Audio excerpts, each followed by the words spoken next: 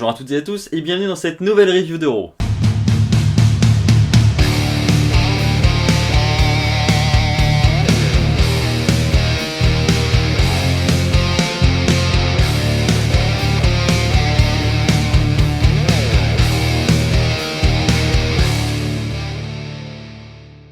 Je suis très heureux de vous retrouver après ma longue absence de 2 semaines où je n'ai pas pu faire de vidéo. Et donc on est reparti pour les reviews de Raw et pour cette nouvelle review, nouveau format comme vous allez pouvoir le voir. J'ai revu un petit peu les émissions, les reviews pour faire en sorte que ce soit un peu mieux qu'avant. Donc vous allez voir, l'émission a un peu évolué, côté graphisme, etc. N'hésitez pas à me dire dans les commentaires si ça vous plaît. J'ai également ajouté des petites rubriques, on verra le top du show, le flop du show, bref, il y aura des petites nouveautés au travers de cette vidéo. Ceci étant dit, on va pouvoir commencer avec le premier segment de la soirée. C'est Becky Lynch qui va ouvrir le show et qui va commencer par nous faire un speech classique où elle parle de ses deux adversaires de Survivor Series, à la fois Bayley et Shayna Baszler. Et donc elle va les défier et dire que pourquoi on ne ferait pas ce match ce soir à Raw. Le genre de truc hyper classique où on se doute très bien que ça n'arrivera pas parce que c'est un match de pay-per-view. Donc pourquoi on organiserait le match à Raw dans un match dans un show weekly pardon. Ça n'a aucun sens, donc évidemment ça n'arrive pas. Et Becky est ensuite coupée par les Iconics.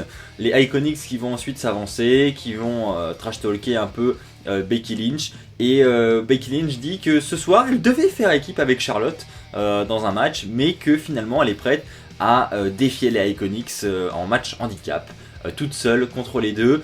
Mais Becky Lynch sera coupée par Charlotte Flair et finalement on aura Charlotte Flair et Becky Lynch contre les Iconics. Donc jusque là tout va bien, on a un match par équipe classique. Le match est assez court, donc je vais pas parler de la qualité du match, c'était vraiment hyper banal. Au passage ça fait plaisir de voir les Iconics, je trouve, être mises en avant comme ça. Donc bon point pour les Iconics. Et puis victoire de Becky Lynch et de Charlotte. Après le match, on a Shayna Baszler qui va débarquer avec ses deux copines pour défoncer les Iconics et donc elles vont s'en prendre aux Iconics. On a Charlotte et Becky Lynch qui vont vouloir aider les Iconics et monter sur le ring et pour s'en prendre ensuite à Shayna Baszler. Mais la sécurité va empêcher Charlotte et Becky Lynch de le faire. Et donc on a ensuite Becky Lynch qui va être assez énervée et remonter contre la sécurité et qui va foutre une droite à un gars de la sécu. Mais le pauvre gars il était pas prêt je pense. Donc magnifique droite, un segment assez divertissant. Maintenant je trouve que ça devient très répétitif de semaine en semaine. Donc il est grand temps que les Survivor Series arrivent parce que les invasions, voilà, c'est bien quand ça arrive une fois de temps en temps. Mais là, à chaque match, on va y revenir, mais à chaque match on a une intervention de la brand opposée et on a des matchs qui se terminent en no contest, en disqualification. On a que ça. Perso, je trouve que ça devient un peu n'importe quoi et comme je l'ai dit, vivement que les Survivor Series arrivent. Parlons maintenant rapidement de Eric Rowan qui arrive avec sa cage à hamster, j'ai envie d'appeler ça. On sait pas ce qu'il y a sous ce drap, mais on dirait que c'est Bobby, son petit hamster. Hashtag Bobby dans les commentaires. Eric Rowan, je sais pas ce qu'ils veulent faire avec lui. Ça me fait penser à, pour ceux qui se rappellent, à Kane en 2008, je dirais, il me semble que c'était en 2008, où il avait ce sac mystérieux, où on savait pas ce qu'il y avait dedans, et au final c'était, de mémoire je crois que c'était le masque de Rey Mysterio, enfin il y avait un truc comme ça, ou un crochet, ou... Enfin bref, je sais plus exactement ce qu'il y avait dans ce sac, mais ça me fait penser à cette storyline là, où on essaie de masquer un objet qui va ensuite mener à une rivalité. Voilà, c'est amener petit à petit une rivalité. Et c'est pas bête, au moins ça amène de l'attention vers Eric Rowan. Maintenant ce qui me dérange c'est que Eric Rowan il affronte des catcheurs locaux. Je suis désolé, le roster est assez grand pour qu'on arrête de prendre des catcheurs locaux et que même si c'est un squash, on prend quelqu'un du roster quoi. Enfin je veux dire, ok ça fait peut-être de son adversaire un jobber, mais au moins ça fait qu'on lui donne du temps d'antenne. Enfin voilà, plutôt que d'amener quelqu'un que personne ne connaît, je comprends jamais l'intérêt d'amener un catcheur local. Surtout au vu de la taille du roster de la WWE, ils en ont clairement pas besoin. Donc voilà, un peu décevant là-dessus. Mais en attendant, je suis curieux de voir ce qu'ils vont faire avec Eric Rowan et Bobby son hamster. Je voudrais faire une petite parenthèse sur Rey Mysterio et Brock Lesnar. C'est Paul Heyman qui nous a annoncé la nouvelle durant le show. On aura une stipulation pour le match au Survivor Series. On aura donc Brock Lesnar contre Rey Mysterio pour le titre de la WWE dans un match No Holds Barred. Donc en d'autres mots, tout sera permis, pas de disqualification. Et puis Rey Mysterio pourra utiliser cette batte. D'ailleurs, j'ai pas compris durant ce segment. En fait, j'ai l'impression qu'ils vendent ça comme une grosse barre d'acier hyper violente. Mais quand ils ont fait des plans à la caméra, on avait l'impression, je sais pas si vous avez eu cette impression là, moi j'avais l'impression que c'était un rouleau de papier cadeau vide en carton. Et tu te dis, ok, bah tu veux tabasser Lesnar avec ça, mais du coup ça va pas être très efficace je pense, enfin c'est pas très vendeur. Enfin du coup ils ont fait des gros plans sur le truc et on a vraiment l'impression que c'est un bout de carton, un rouleau en carton. J'ai pas compris. Enfin bref, en tout cas on aura cette stipulation au Survivor Series. Et c'est cool, je trouve, ça amène beaucoup d'intérêt dans ce match. Paul Heyman, au passage, a dit que ce serait le main event de la soirée, donc bon, je pense que d'ici là, tout peut encore changer, mais ça m'étonnerait pas que ce soit le main event. Et il y a du suspense, mine de rien. Je me dis, une victoire de Rey Mysterio n'est vraiment pas impossible, même si je pense que Lesnar va gagner. Donc franchement, j'ai vraiment envie de voir ce match. La rivalité a pas été ouf. Au début, elle était bien partie parce qu'on avait vraiment Dominique, Rey Mysterio et Lesnar qui étaient tous les trois impliqués à Raw chaque semaine avec des segments assez violents. Mais là, depuis quelques semaines, Lesnar n'est pas là. On a Paul Heyman qui essaye de défendre la rivalité comme il peut. Rey Mysterio aussi de son côté. Mais du coup, ça donne un truc qui est pas foufou. Donc dommage que cette fin de rivalité ait été bâclée comme ça. Et que peut-être l'absence de Lesnar qui a impacté également la rivalité. C'est dommage, mais c'est comme ça. Et en tout cas, j'ai hâte de voir le match. Donc ça, c'est un très bon point. Parlons maintenant du main event. Alors déjà, on nous dit main event de la soirée. Orton fera équipe avec quelqu'un et va affronter les Viking Raiders pour les titres par équipe de Raw. Autant vous dire que déjà je me suis dit, ok, c'est super bizarre, ce match sort de nulle part, on offre une chance pour les titres par équipe à Orton, et pourquoi quoi, je veux dire, il n'y a aucune raison, c'était même pas annoncé, on est la semaine juste avant les Survivor Series, il va se passer un truc, forcément ça va encore pas être clean, ça va se terminer n'importe comment, intervention, enfin voilà, je le voyais venir à 200 km et c'est ce que nous avons eu. Cette fin de Raw est partie en tous les sens. On a eu en fait, donc la surprise c'était que c'était Ricochet qui faisait équipe avec Orton.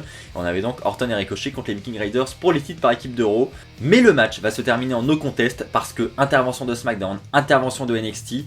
Et on a donc une fin de show qui part vraiment dans tous les sens avec Raw, SmackDown et NXT qui se battent ensemble et le show se termine là-dessus. J'ai trouvé ça hyper bizarre et encore une fois, je l'ai déjà dit et puis on n'a pas fini parce qu'il reste encore le top et le flop de la soirée que je vais évoquer juste après. Encore une fois, il y a eu des interventions dans quasiment tous les matchs et donc au bout d'un moment, à force de voir ça, ça fait plus rien quoi. Tu dis ah ouais bon il y a SmackDown qui intervient, ok, ouais il y a NXT, ouais. La première fois que c'est arrivé, que NXT a envahi SmackDown, quand il y avait eu ce problème d'avion avec les superstars, là c'était bien parce que c'était la première fois, c'était nouveau et NXT qui a envahi le roster principal, franchement c'est cool à voir. Mais là on l'a tellement vu quoi, du coup ça fait plus rien, enfin je sais pas si vous avez le même ressenti que moi, mais si vous avez le même ressenti, dites-le dans les commentaires, voilà, ça va être intéressant de voir la tendance qui se dégage. Passons maintenant au top de la soirée.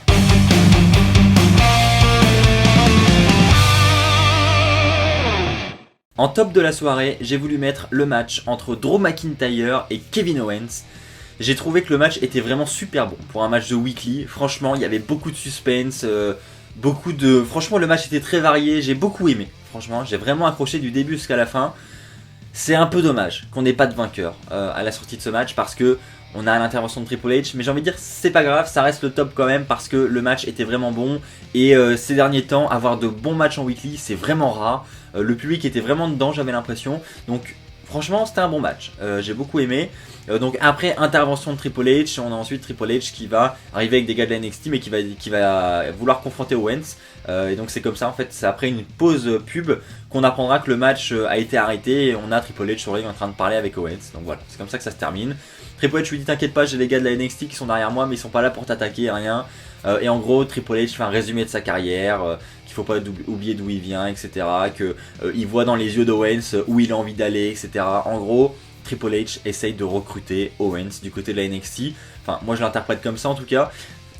Et on n'aura au final même pas de réponse à ça parce que il se fera attaquer ensuite Owens par des gars de la NXT qui viendront du public. Il y aura Adam Cole, Undisputed Era, etc. Donc j'ai trouvé ça hyper bizarre par contre, ce segment avec Triple H qui mène à rien, encore une fois. Je le trouve pas hyper logique en fait, ou alors je l'ai pas compris, mais c'est... Ne t'inquiète pas, on va pas t'attaquer, on te veut, et après il y a la NXT qui attaque Owens. Du coup, j'ai du mal à comprendre, mais bon, en tout cas, le top, c'est le match Owens-Drew McIntyre. Maintenant parlons de choses un peu moins drôles, parlons du flop de la soirée.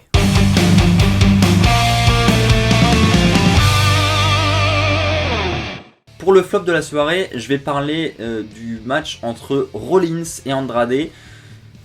Pas vraiment du match, même s'il a été, il a été assez court, mais plus sur la fin de match avec l'intervention de la Lucha House Party.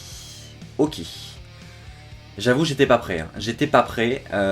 En fait, Andrade affrontait Seth Rollins pour gagner l'opportunité de rejoindre son équipe et de le remplacer dans le match des Survivor Series. Et on aurait aimé avoir un match clean, et au final, on a cette intervention de la Lucha House Party qui, je trouve, n'est absolument pas crédible pour faire ce genre d'intervention. Donc, franchement, j'ai trouvé que c'était un bide total. Franchement, on voit la Lucha House Party arriver et intervenir et faire comme une invasion. Franchement, c'est vraiment pas impressionnant et pour moi, c'est vraiment raté. Voilà, c'est ainsi que s'achève cette review de Raw. J'espère qu'elle vous aura plu. J'espère que ce nouveau format vous plaît. N'hésitez pas à me le dire dans les commentaires, ça m'intéresse vraiment. On se retrouve donc dès ce week-end pour la review de SmackDown, mais vous inquiétez pas, il y aura d'autres émissions d'ici là. Il y aura une vidéo news, il y aura une nouvelle émission qui va débarquer également en fin de semaine.